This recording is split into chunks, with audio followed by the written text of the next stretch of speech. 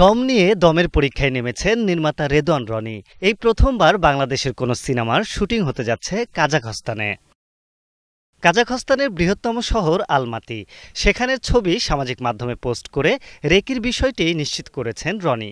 সাথে আছেন অভিনেতা আফরান নিশো ও প্রযোজনা প্রতিষ্ঠান আলফা এর কর্ণধার শাহরিয়ার শাকিল।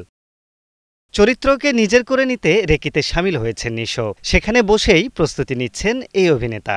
এর আগে বলেছিলেন দম হতে যাচ্ছে তার ক্যারিয়ারের অন্যতম চ্যালেঞ্জিং কাজ। It's gonna be the first survival story যদি বলি বাংলাদেশের ফিল্মে, এটাই প্রথম। এবং আমার গল্প মারাত্মক অসম্ভব পছন্দ হয়েছে এবং আমি শোনার পর ইনটু ক্যারেক্টারে চলে গেছি। খুবই বিউটিফুল স্টোরি এবং সেটা যদি শাকিল এবং রনি তারা যদি এক্সিকিউট করতে পারে তাহলে হয়তো খুবই অনবদ্য একটা গল্প হবে, ডিফারেন্ট গল্প হবে। ভালো পারফর্মারদের লাগবে, ভালো পারফরমেন্স আমাকে করতে হবে এবং আমার জার্নিটা অনেক কষ্টদায়ক, পীড়াদায়ক এবং প্রচণ্ড কষ্ট এবং স্ট্রাগল করতে হবে আমাকে ওই চরিত্রের জন্য। এই সিনেমা দিয়ে দীর্ঘদিন পর নির্মাণে ফিরছেন রেদওয়ান রনি। তাই সিনেমার গল্পের জন্য সত্য ঘটনাকে বেছে নিয়েছেন।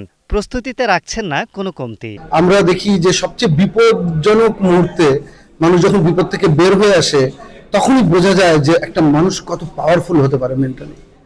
তো ওই যে দমটা, যে বিপদ থেকে বের হওয়ার যে দমটা, ওই দমটার গল্পটা আসলে মূলত কোন গল্প থেকে ইন্সপায়ারেশন নিয়েছি এটা এখন বললে তো অনেক কিছু ডিসক্লোজ হয়ে যাবে, কিন্তু দর্শক এমন একটা ছবি পাবে যেন দর্শক নিজের স্ট্রেংথকে, নিজের শক্তিকে হয়তো নতুন করে উপলব্ধি করতে পারবে। 2024 সালের ডিসেম্বরে দমের আনুষ্ঠানিক ঘোষণা দেয়া হয়। এতে গুরুত্বপূর্ণ চরিত্রে অভিনয় করবেন চঞ্চল চৌধুরী ও আফরান নিশো।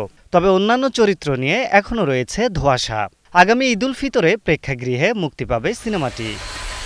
আরিফ হক, ৭১।